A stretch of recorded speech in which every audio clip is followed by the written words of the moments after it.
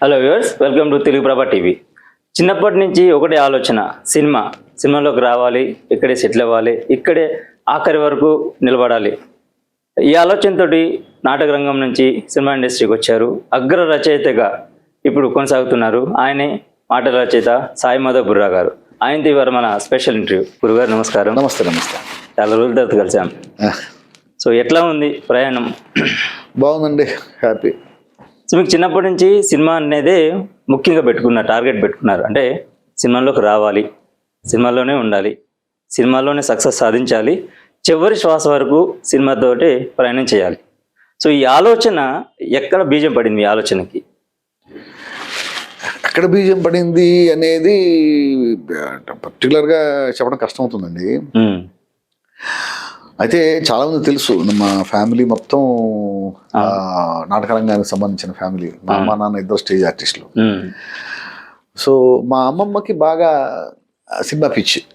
మా అమ్మమ్మకి so release అయిన ప్రతి సినిమా మా అమ్మమ్మ చూసేది, నన్ను కూడా తీసుకెళ్ళేది. సో అలాగా చిన్నప్పటి నుంచి కూడాను నాకు సినిమాలు చూడటం, అన్ని రకాల సినిమాలు చూసేవాడిని. మా అమ్మమ్మ చూపించేది. సో నాకు సినిమాల మీద ఇష్టం ఏర్పడింది. అలాగే ఎప్పటికైనా కానీ సినిమా రంగంలోనే ఉండాలి, సినిమాల గురించి మాట్లాడుకోవడం అంటే ఇష్టం, సినిమాలు చూడటం అంటే ఇష్టం, కథలు వినటం అంటే ఇష్టం, కథలు చెప్పడం అంటే ఇష్టం. నాకు ఊహ తెలిసిన దగ్గర నుంచి ఎక్కువగా ఆ సినిమాల గురించి మాట్లాడటము, కథలు చెప్పటము. ఇప్పుడు సపోజు నా ఫ్రెండ్స్ మొత్తాన్ని చుట్టూ కూర్చోబెట్టుకొని నేను చూసిన సినిమాని చెప్తూ ఉండేవాడిని. వాళ్ళు ప్రతిరోజు నేను ఏదో కథ చెప్తాను అనుకుని ఫీల్ అయ్యేవాళ్ళు. నేను అన్ని కథలు నాకు తెలిసినవన్నీ చెప్పేశాను, కానీ వాళ్ళకి ఏదో ఒకటి చెప్పాలి.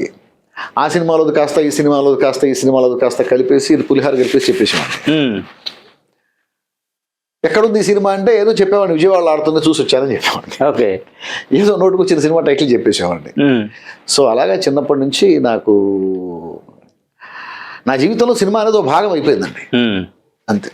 ఓకే, సో అదే ఇప్పుడు SMS ఇష్టం అనేది నేను ఒకటే అనుకుంటాను సార్. ఇష్టం అనేది ఎందుకు ఏర్పడుతుంది, ఏమిటి అనేది ఎవరికి తెలియదండి. ఆ ఇష్టం అనేది ఏర్పడుతుంది. ఇప్పుడు సపోజ్ మనకి ఒకళ్ళకి యాపిల్ పండు అంటే ఇష్టం, నీ ఎందుకు ఇష్టం అంటే చెప్పలేడు వాడు, వాడికి ఇష్టం అంతే.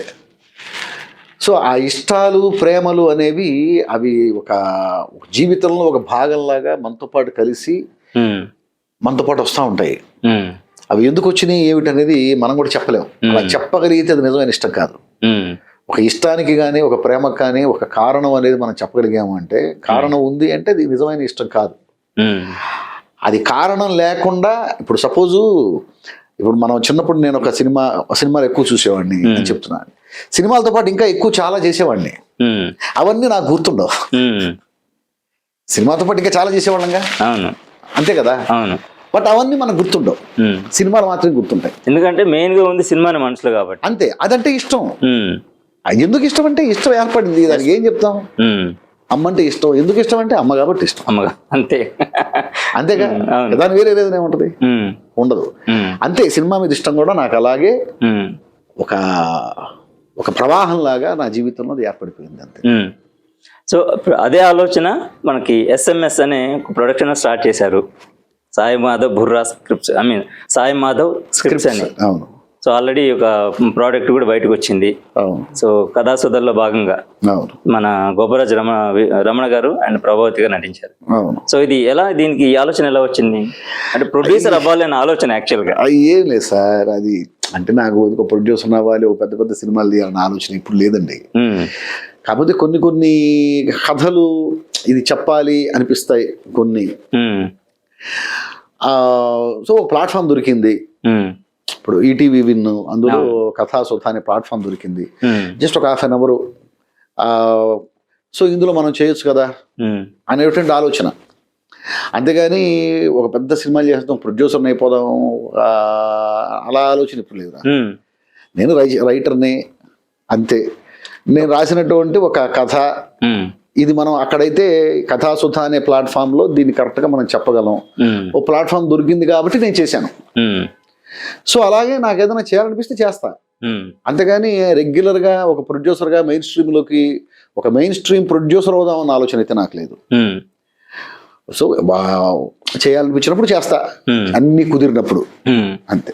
అంటే ఇప్పుడు దీన్ని బట్టి ఒక మీడియం బడ్జెట్ అంటే తక్కువ బడ్జెట్ సినిమా మీ కథ అద్భుతంగా ఉంది. ఇప్పుడు రీసెంట్ గా వచ్చిన సినిమాలు కొన్ని ఉన్నాయి, లిటిల్ హార్ట్స్ కానివ్వండి, రాజు వెడ్స్ రాంబాయ్ చేస్తా. సో ఇటువంటి కథ నేపథ్యంలో కనుక మీకు ప్రొడ్యూసర్ చేయాలని అనిపిస్తే మాత్రం సో అవకాశం అయితే ఉంది, చేసే ఆ అవకాశం. కథ ఇది నేను చేస్తే బాగుంటుందని నాకు అనిపించి దానికి తగ్గ బడ్జెట్ నా దగ్గర ఉండి లేదా దానికి సంబంధించినటువంటి ఆ పరిస్థితులన్నీ కలిసి వచ్చి దానికి ఒక అద్భుతమైన ప్లాట్ఫామ్ మనకి దొరికి ఇవన్నీ దొరికి ఓకే చేస్తే బాగుంటుంది అనుకుంటే నేను ఖచ్చితంగా చేస్తా.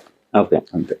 సో నందమూరి బాలకృష్ణ గారితో మీకున్న ఒక ప్రత్యేక అనుబంధం కానివ్వండి, ఆయనతో ఉన్న జర్నీ, గౌతమిపుత్ర శాతకర్ణి దగ్గర నుంచి ఆ తర్వాత సినిమాలు, ఎన్టీఆర్ కథానాయకుడు, ఎన్టీఆర్ మహానాయకుడు, సో అది చూస్తే చాలా మందికి అఖండ 2కి మీరు పనిచేశారేమో అనిపిస్తూ ఉంటుంది. అంటే జనరల్గా అంటే ఇప్పుడు అందులో ఉన్న హిందూ తత్వం గురించి, దైవత్వం గురించి కానివ్వండి అవును అనిపిస్తూ ఉంది. సో అంటే ఈ సినిమాకి సంబంధించి ఎక్కడైనా మీరు భాగం అయ్యారా? చిన్న సందేహం అంతే. లేదండి, లేదు లేదు, నేను చేయలేదు. అఖండ 2కి నేను ప్రేక్షకుడిని, ఓకే, అభిమానిని అంతే. సో ఒక అభిమానిగా, ఒక రచయితగా అఖండ 2 సినిమా గురించి ఏం చెప్తారు? అంటే ఆయన మాత్రమే చేయగలిగే సబ్జెక్ట్ అండి అది, ఇంకెవరు చేయలేరు ఆ క్యారెక్టర్. అదైతే నేను చాలా ఘంటాపదంగా చెప్పగలను. బాలయ్య బాబు కోసం ఆ క్యారెక్టర్ పుట్టింది, ఆ క్యారెక్టర్ కోసం బాలయ్య బాబు పుట్టారు. బాలయ్య బాబు పుట్టింది ఆ క్యారెక్టర్ కోసం అన్నట్టే ఉంటుంది. ఆ క్యారెక్టర్ కూడా ఆయన కోసమే పుట్టింది. ఇక ఆయనకు తప్పించి ఇంకొకళ్ళని మనం ఆ క్యారెక్టర్లో మనం చూడలేము. ఎవరు చేసినా కూడా ఆ సినిమాకి న్యాయం జరగదు. సో అది కలిసి వచ్చింది, అలాగ అన్ని కలిసి వచ్చాయి. ఆ క్యారెక్టర్కి ఎవరు చేయాలో వాళ్ళే చేస్తున్నారు, ఆయన ఏ క్యారెక్టర్ చేయాలో ఆ క్యారెక్టర్ చేస్తున్నారు, దానికి ఎవరు డైరెక్ట్ చేయాలో వాళ్ళు డైరెక్ట్ చేస్తున్నారు. సో 100% ఆ సినిమా అదొక హిస్టరీ క్రియేట్ చేస్తుంది అంతే. మొట్టమొదటి పాన్ ఇండియన్ సినిమా బాలకృష్ణ గారి కెరీర్లో